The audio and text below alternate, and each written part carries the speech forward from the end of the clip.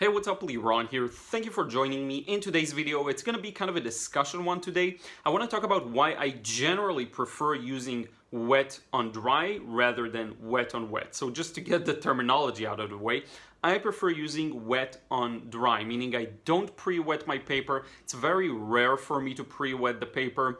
So I prefer that over wet and wet, where you actually pre-wet the paper and then put the paint on it, kind of let it move a bit, and then you have a bit more of a way of getting a smoother transition. So let me break it down and explain why I don't use as much wet and wet, why I prefer painting on the paper dry. And that may go against what a lot of people do and a lot of the methodology that many painters tend to use. I'm fine with that. I'm just sharing how I like doing it, but if something else works better for you, go for that. So here's the thing. Based on a lot of research that I did, the best way to get a vibrant, beautiful looking color is to put the paint in one go and not touch it again. That's like the best case scenario. If you can achieve that, the paint will glow the most, it will make use of its saturation the most. Of course, we can talk about mixing and avoiding mud that way, but generally speaking, if you can just lay down the layer, it will look the best, okay? Now, what happens when you pre-wet the paper? You lose that because you have water on the paper. And then you start pouring in the paint, and wet and wet isn't easy. You know, if you've been watching for a while, you know I have a hard time with it very often. And when I put the paint wet on wet, you have less control over it. So you need to be very aware and very present to the process. You need to know exactly how wet the paper is and how thick the paint and the brush is. And the more you want to still get something that is visible through the wetness, you have to use thicker paint to negate all the wetness on paper. And there's the way of controlling it, and I did a video on this in the past, that you kind of keep moving the brush and not dab it, because when you dab it, it spreads out. But if you want a cleaner line, you just sweep it across, okay? So there are ways to combat that, but you won't get the best result for what the color looks like because you're still pre-wetting the paper and you're at risk of mixing together, mixing with maybe even dirt on the paper. It could even be something like that. The cleanest way to place the paint on paper is to just put it. Now, why would you even want to use wet and wet? Again, you can get smoother transitions. If you want to do a transition that goes from a color to paper white, maybe it makes sense to use wet and wet. But most often, even when you're painting still life like fruit, vegetables, you don't really need a lot of white highlights. What you'll often need is a transition from a dark color to a mid value, from a dark value to a mid value. So in that instance, why would I use wet and wet? Why would I pre-wet the paper, make the environment already wet and have moist in it, and every color I touch will blend together, when I can achieve the same effect by simply putting the paints one next to another? So I can start with the dark section of the tomato or apple or whatever it is, then mix a lighter value and touch that so they'll blend together, and move it all the way to the edge and maybe leave a small highlight there that I can control its edge with different means, like, you know, the technique for blending edges, okay? So why would I use wet and wet where I give up a lot of the control, when it's a bit harder to get the effect you want, when I don't really need the paper white, when I can get the same effect using wet on dry, which is what I prefer. To me, there are fewer and fewer reasons to use wet and wet. And you have to remember one more thing. After you put one layer of paint, even if it's wet and wet, the paper is less primed to handle the next layers. What will often happen is you'll have a much harder time blending edges on an already existing layer of paint. Because what happens is you wet the paper and the surface, instead of being very tightly knit, it becomes kind of tangled up.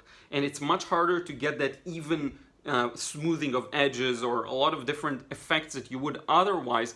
It's very hard because the paper is already tangled up. The paint layer dropped into the paper, it's tangled up, and it's not as organized, and it's harder, the fibers, it's harder to produce pretty much any effect on them. So if you're doing wet and wet and you're pre-wetting everything, you've kind of doomed a lot of the areas of the painting. The paper, again, it absorbs all the water, the fibers thicken, and they become tangled.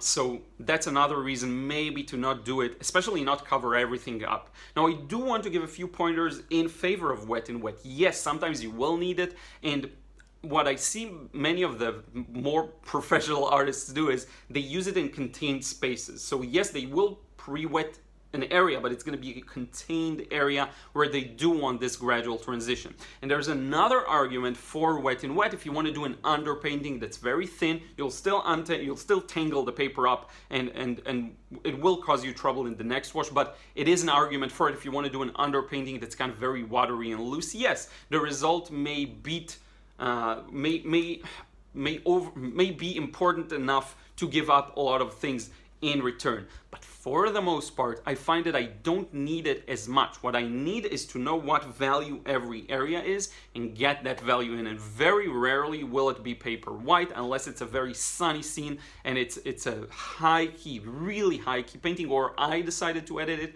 high key. In this regard, yes, maybe it will benefit us to pre-wet some areas, but for me personally, I'd much rather have that control, not give up the possibility of not getting the ideal result, because you do it with one swoosh over dry paper, you get the best result, not risk tangling up the paper's fibers and getting and having to do a harder job for the next layers and not getting the result I want. I'd much rather simply put the right value in the right place while still keeping the smoothness. You see what I mean? So that's why I personally prefer doing wet on dry. It means you have to work faster very often. It means you'll have to have the paper at an angle to have everything flow properly. You don't have as much reaction time and all of that. So this is why I prefer it. Yes, there are some benefits to wet and wet, and it's an inherent, a central technique to watercolor painting, but like 85 or 90% of the time, I personally don't need it. Okay, so this is the argument 2 and 4. Now, how do you decide which one to use? I kind of hinted at it by just providing the tips I provided so far on why I prefer wet on dry. But if you really want to have a gradual transition from a color to the paper white, sometimes it will be beneficial to pre-wet an area and then put in the paint and let it seep through. If you... Let me think about it. Why would you use wet in wet? You can also pre-wet just a small area and paint next to it, so the paint will blend into this wet area. But other than that, really, if it's a large area, yes, pre-wetting the paper will be important, because it's easier to pre-wet and then put like a large wash and let it seep into the wet area.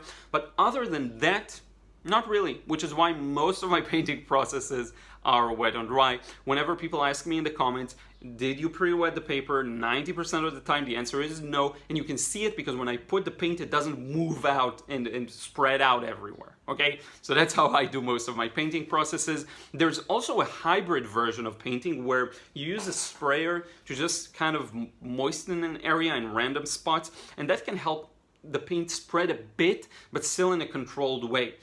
Because imagine it, just tons of water droplets on the paper, so when you do a wash, some of its edges do blend into those wet spots, but it doesn't go completely out of control, and it won't be fully blended area as well. It's going to be a very mildly blended, just a bit of a lost edge here and there, but nothing more than that, which I love too. I love that hybrid approach for some scenes. But yeah, this is basically my take on it. I hope you enjoyed it. I hope the examples help. And if you have any follow-up questions, because I know this is something that's a topic that's on the minds of many, many people, let me know. I'll be happy to answer any follow-up questions. Thank you so much. Please like the video, comment again. It helps more people find it. We'll see you again in the next one real soon.